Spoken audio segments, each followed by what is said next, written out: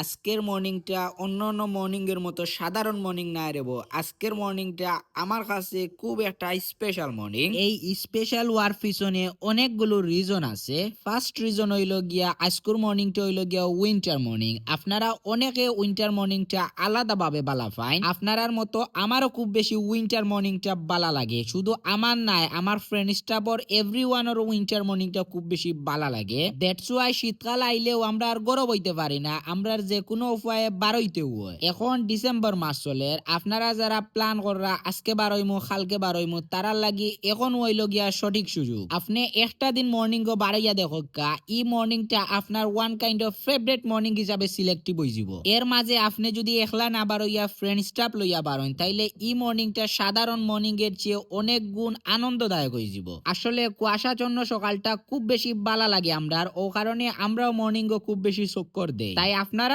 Request করবো দেরি না করিয়া বারোই যাক্কা মর্নিং চক্কর দেখা। শুধু আপনি নাই, আপনার ফ্যামিলি অথবা ফ্রেন্ড স্টাফ লইয়া চক্কর দেখা আপনার মর্নিংটা আরো বেশি এমাজিং হইব। তাই বারক্কা এবং শীতকালীয় মর্নিং গুলা এনজয় করক্কা। শীতকাল সারা জীবন আইব যাইব, কিন্তু আপনার ইচ্ছাটা সারা জীবন থাকতো না।